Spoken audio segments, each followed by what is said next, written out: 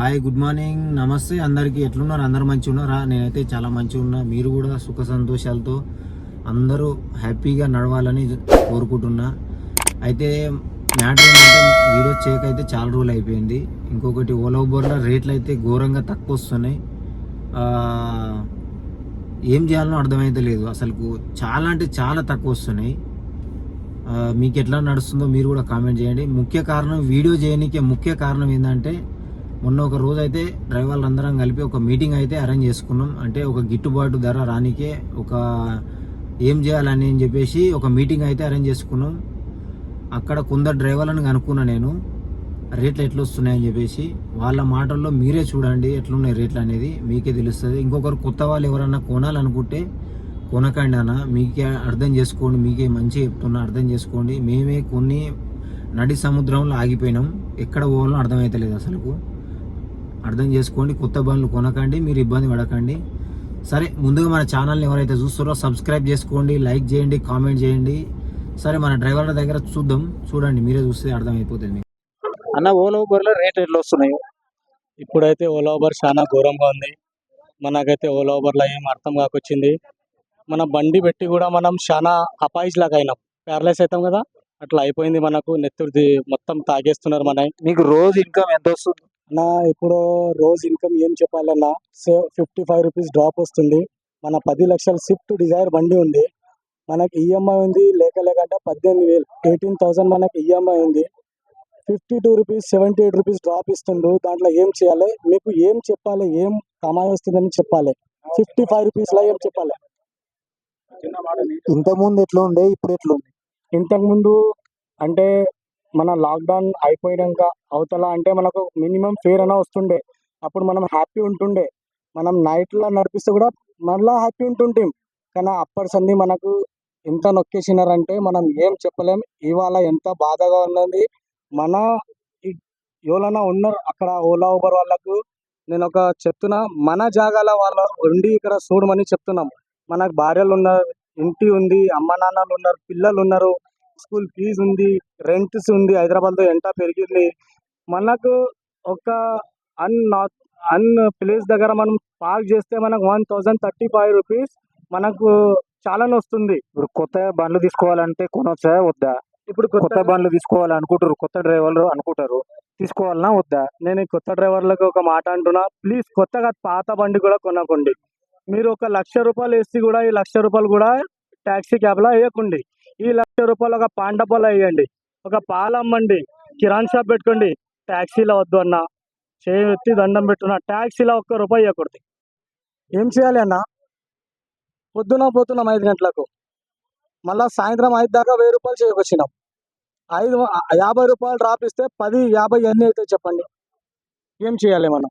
2 రోజులు రోడ్ మీద పండుకుంటున్నాం, హైటెక్ సిటీలో పండుకున్నాం, దోమల్లా పండుకున్నాం, ఏసీ అయితే వేయలేము. మళ్ళా ఒక మాట చెప్తున్నా, ఇప్పుడు ఎయిర్పోర్ట్లో ఏసీ క్యాంపెయిన్ చేస్తామని చెప్తున్నారు. చేస్తాం కాదు, ఆల్రెడీ చేసేసినాం. నెక్స్ట్ ఇది ఉంది, నో ఏసీ క్యాంపెయినింగ్. ఇది తప్పకుండా సక్సెస్ అవుతుంది. ఇది no AC campaigning today is onward started. సరే అన్న, ఏం లేదన్నా. ఇప్పుడు నా బండి ఎక్సెల్ బండి 98 రూపీస్ బుకింగ్ వస్తుందన్న. నేను దానిలో పెట్రోల్ పైసలు తీయాలన్నా, ఈఎంఐ పైసలు తీయాలన్నా, నా ఇంటికి ఖర్చుకు తీయాలన్నా. మనకు ట్రాఫిక్ పోలీసు వాళ్ళు ఇబ్బంది పెడుతుర్రు. ఆ పైసలు ఎక్కడ పెట్టాలని చెప్పండి మీరు. తీసుకొని ఈఎంఐ కట్టలేక పరిస్థితి. ఆ బండి కానీ కొని 5 నెలలు అయింది. ఇప్పుడు నేను ఈ పైసలు ఇస్తే నేనేం చేయాలి? నేను దాదాపు మీరు ఎప్పటి నుంచి నేను 94 లైసెన్స్ అన్న నాది, 94 లైసెన్స్.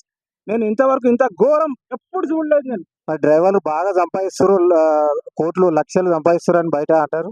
అరే అన్న, 90, 100 రూపాయల కోట్లు లక్షలు సంపాదిస్తే ఈ పరిస్థితి లేకపోతుండే అన్న. 4 గంటలకు, ఉదయం 4 గంటలకు లేచి 6, 8 గంటల వరకు సంపాదిస్తే ₹1000 కూడా వస్తలేవు. ఇప్పుడు తక్కువ రేట్లు రానికే కారణం ఏంటి? మన వీళ్ళే ఓలా తగ్గించి, ర్యాపిడో తగ్గించింది దాన్ని, ఓలా కూడా తగ్గిస్తుండు. ర్యాపిడో ఓలా కూడా తగ్గించిందని ఊబర్ కూడా తగ్గించి కారణం ఏంటి? వాళ్ళ కమిషన్ గురించి చేస్తున్నారు. వాళ్ళ కమిషన్ వాళ్ళకి వస్తుంది, కానీ మాకు ఏం వస్తలేదు. ఈ ర్యాపిడో బైకులు నడుస్తున్నాయి కదా, అది మెయిన్ కారణం అది. ర్యాపిడో బైక్లు నడుస్తున్నాయి, అది మెయిన్ కారణం. దానివల్ల మీకు చాలా ఎఫెక్ట్ పడేది, మాకు చాలా ఎఫెక్ట్ పడ్డది. దీనిలో మనోళ్ళు ఏం చేస్తారంటే వాళ్ళ కాంపిటీషన్ల వాళ్ళ కమిషన్ల గురించి వాళ్ళు చూసుకొని మాకు చంపేస్తారు అన్న. ఈ ఈ పరిస్థితి ఉంటే నిజంగా అంటున్నా ఎంతమంది సూసైడ్ చేసుకుంటారో మాకు తెలియదు. ఆల్రెడీ ఆల్రెడీ చాలా మంది చేసుకునే పరిస్థితి వచ్చేసింది. ఎంతమంది సూసైడ్ చేసుకుంటారో నేను ఒక చిన్న మన డ్రైవర్లతో ఒక రిక్వెస్ట్ చేస్తున్నా, ప్లీజ్ ఈ క్యాంపెయిన్కి సక్సెస్ చేయాలని వాళ్ళకు నేను మీకు పిలిపిస్తున్నా. రేట్లు రేట్లు మరి దారుణంగా ఉన్నాయి. 50 రూపాయలు, 60 రూపాయలు, 70 రూపాయలు ఈ విధంగా రేట్లు ఇస్తే మేము బండ్లు ఎలా నడిపియాలి?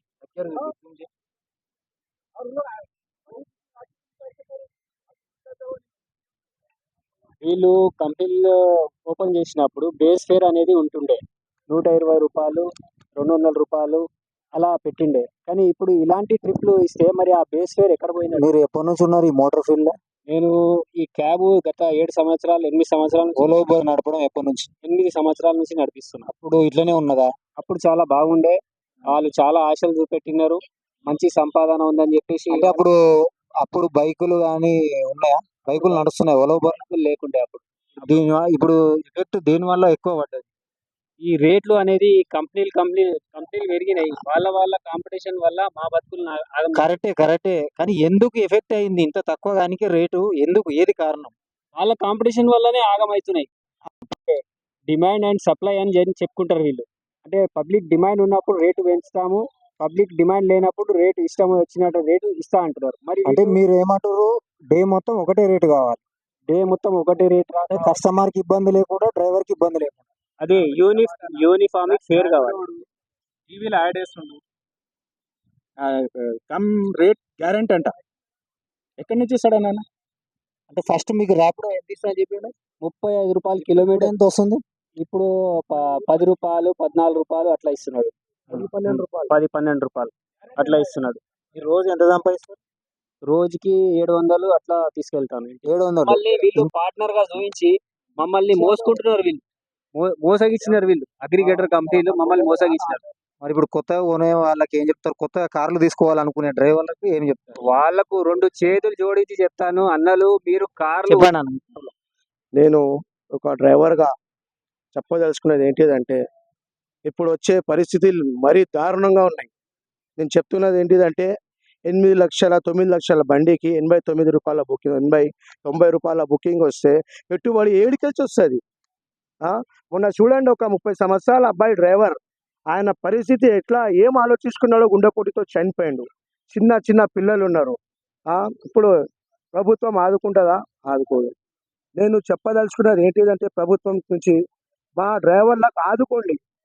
ఎలాంటి పరిస్థితులు నడుస్తున్నాయంటే, ఇంకొకటి చెప్పదలుచుకున్నది, కొత్త డ్రైవర్లు ఫీల్డ్కి రాకండి.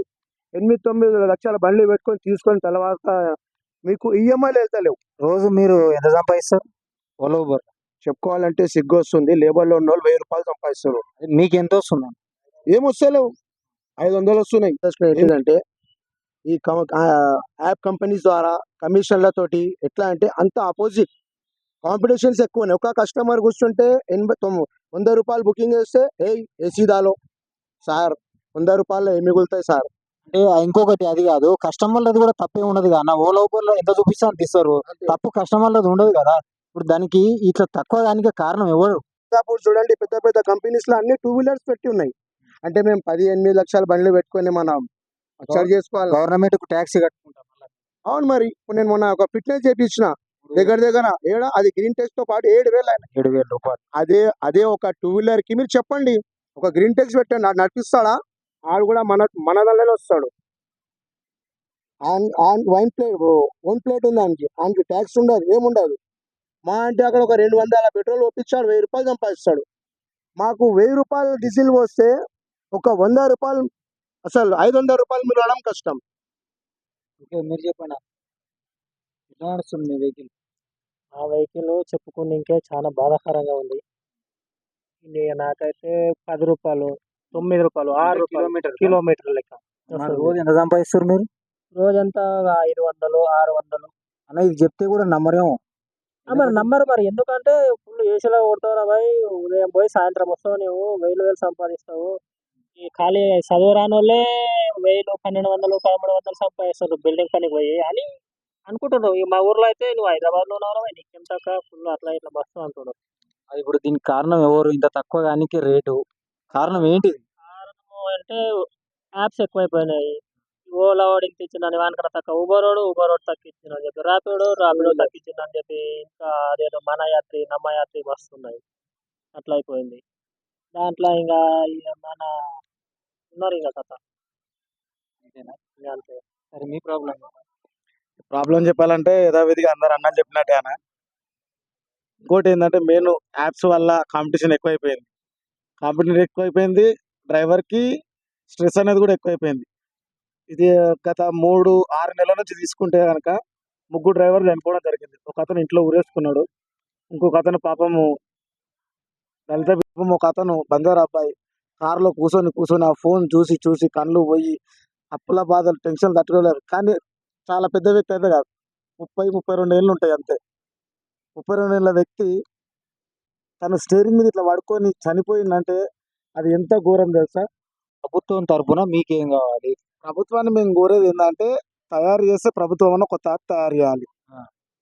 అన్నా చెప్పండి, మీకు ప్రభుత్వం తరపున ఏం కావాలి? ఇప్పుడు కల్లారాకిచ్చి నీళ్ళు వస్తున్నాయి కదా, చెప్పలేం పరిస్థితులు.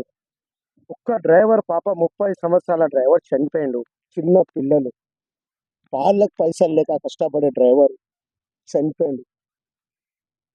చెప్తున్నా కదా, మాటలు వెళ్తలేవు ఇప్పుడు.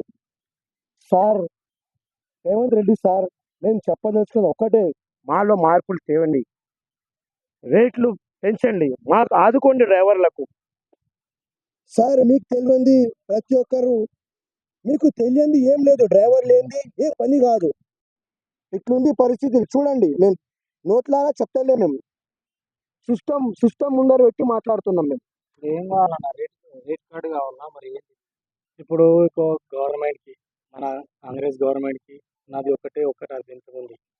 మనకు కాపాడుకోండి, లేకుంటే దినం ఎంతమంది చచ్చిపోతాం మాకు తెలియదు. ఇప్పటికీ 3 మంది చచ్చిపోయినారు. ప్లీజ్ మనకు కాపాడుకోండి. మనకు సచ్చాలని లేదు, కానీ ఆ మూమెంట్ అట్లా వస్తుంది. ఉరి వేసుకునాలా, చచ్చిపోవాలి, అట్లా ఉంది. Please I'm requesting for only Congress government. Please sir, please అంటున్నా సార్, కాపాడుకోండి సార్. ఈ రేట్లతోని మనకు దాకొచ్చింది సార్. కంపెనీలకి ఎంత చెప్తే అవ్వట్లేదు సార్.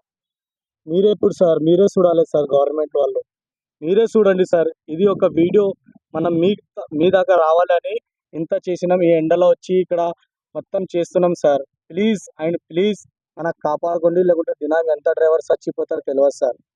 ఇప్పటికీ 3-4 చచ్చిపోయినారు. ఇప్పుడు అన్నీ కావాలంటే మేము గవర్నమెంట్తోనే మనకు ఆధారి మీ మీదనే ఉన్నాము, ఎవరి మీద ఆధారి లేదు.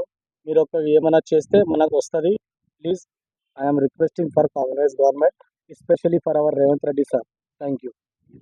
మీ ప్రాబ్లం చెప్పండి. మా ప్రాబ్లము ఈ ఓలా యూబర్ ర్యాపిడోలో గిట్టుబాటు ధర లేదు, రేట్ వస్తలేదు. ఈ ఎండాకాలంలో ఎండకి ఆ ఏసీకి 4 కూర్చుంటారు, 5 కూర్చుంటారు. పెద్ద బళ్ళలో అయితే 5 మంది, చిన్న బళ్ళలో అయితే 4, మినిమం 3 అయితే కూర్చుంటారు. అలా ఏసీ వేసుకొని పోతుంటే వాళ్ళు ఇచ్చే పైసలు కమిషన్కి, ప్రభుత్వ ట్యాక్స్కి, డీజిల్కే సరిపోతుంది తప్ప. మళ్ళీ ఈ రేట్లు ఇట్లా తక్కువ అవుతున్నాయి కదా, కారణం ఏంటిది? ఓలా యూబర్ అగ్రిగేటర్ కంపెనీలకు చట్టం లేకపోవడం వల్లనే ఈ రోజు మాకు ఒక గిట్టుబాటు ధర అనేది ప్రభుత్వం నిర్ణయించలేకపోతుంది. ఇక్కడ కంపెనీలు కూడా మాకు ఇష్టానుసారంగా దోచుకుంటున్నాయి. ఈ చట్టం అయితేనే మా యొక్క హక్కులు మేము సాధించుకోగలుగుతాము. ముందుగా మేమందరం కూడా చట్టము చేయడానికి పోరాటం చేయాలని చెప్పేసి ప్రతి ఒక్క డ్రైవర్తో మోటార్ వెహికల్ 1888 ప్రకారం ఇతర రాష్ట్ర వెహికల్ కూడా ఇక్కడ వచ్చి వ్యాపారం చేయడానికి వీలు లేదు. మరి మీరు ఇప్పుడు ఏం కావాలనుకుంటారు? మేము ప్రభుత్వం మీద చట్టం చేయడానికి ఒక రేట్ కార్డ్ ఇవ్వాలని, అదేవిధంగా ఇతర రాష్ట్ర వెహికల్ అని ఈ ఓలా యూబర్ ర్యాపిడ్ అటాచ్మెంట్లు విపరీతంగా చేస్తున్నారు, ఇష్టానుసారంగా చేస్తున్నారు. వీటిని అన్ని అరికట్టాలంటే మాకు ఒక కంపల్సరీ చట్టం అన్నది కావాలి. కాబట్టి ప్రభుత్వం ద్వారానే మేము పోరాడతాం. అయితే నేను రోజు చూస్తున్న బైకులు అయితే బాగా నడుస్తున్నాయి. బైకుల వల్ల ఎక్కువ ఎఫెక్ట్ పడ్డదని నేను అనుకుంటున్నాను. మరి 100% బైకుల వల్ల ఆటోలకు ఎఫెక్ట్ పడ్డది, ఆటోల వల్ల క్యాబ్లకు ఎఫెక్ట్ పడ్డది. బైకులు అనేది చట్ట విరుద్ధంగా తిరుగుతున్నారు. రుసుము కూడా ప్రభుత్వానికి కడతలేరు. प्रॉब्लम बहुत है भाई, बोलने बैठे तो क्या है, टाइम कम पड़ जाता। प्रॉब्लम ये है अभी, जैसे कि हम लोग को मेजर प्रॉब्लम ये दिख रहा, हम लोग ऑनलाइन करके बैठे, चाहे ओला, उबर, रैपिडो, व्हाटएवर, तो उसको ऑन करके सिर्फ देखते रहना, सिर्फ देखते रहना। आप बुकिंग आती, जब बुकिंग आती, सिर्फ देखते रहना। हो रहा क्या इससे, हम लोग का आंखों का विजन बहुत प्रॉब्लम हो रहा, हेल्थ इश्यूज हो जा रहे। क्या हो रहा, हम जैसा अच्छा बुकिंग आती कि एक्सेप्ट करने जाते कि वो क्या होता, डिस्क्लेम हो जाता, वो अदर व्हीकल को चले जा रहा, जैसा कि मूव, एवरेस्ट, फर्स्ट प्रेफरेंस वो लोग को जा रहा। तो ये कहीं ना कहीं बहुत बड़ा फ्रॉड हो रहा ड्राइवरों के साथ में। हम लोग का आय कम हो जा रहा, हम लोग का जो है सो पेमेंट, ये अच्छे बुकिंग जो है सो चले जा रहे, और जो बुकिंग आ रही है बिजनेस करने के लिए एकदम लो बुकिंग, 50 रुपीज़, 60 रुपीज़, 80 रुपीज़, उसमें वर्कआउट नहीं हो रहा। बहुत ఇష్యూస్ है भाई बोलने बैठे तो। ఇట్లా రోజు తక్కువ అవుతుంది కదా, రేట్లు రోజు డౌన్ అయిపోతున్నాయి. దీనికి కారణం ఏంది? బైక్సా, ఫ్లీట్ వెహికల్సా, ఏంది ప్రాబ్లం? కాంపిటీషన్ చాలా ఎక్కువైపోయిందన్న, ఈ దారుణం ఎక్కువైపోయింది. ఎట్లా అంటే ఫ్లీట్ ఒక కాంపిటీషన్ వచ్చింది మా దాంట్లో. ఒకటి bike vehicles, illegal bike taxis నడిపిస్తున్నారు. దానివల్ల కూడా మేము నష్టపోతున్నాం. మరి దీనికి ఇప్పుడు గవర్నమెంట్ తరపున మీకు ఏం కావాలి? గవర్నమెంట్ తరఫున మాకు ఏం చట్టం కావాలి, మాకు రేట్ కార్డ్ కానూన్ కావాలి, మాకు మా హక్స్ మాకు ఇవ్వాలి అన్న మేము కోరుతున్నాం అంతే. Okay, thank you.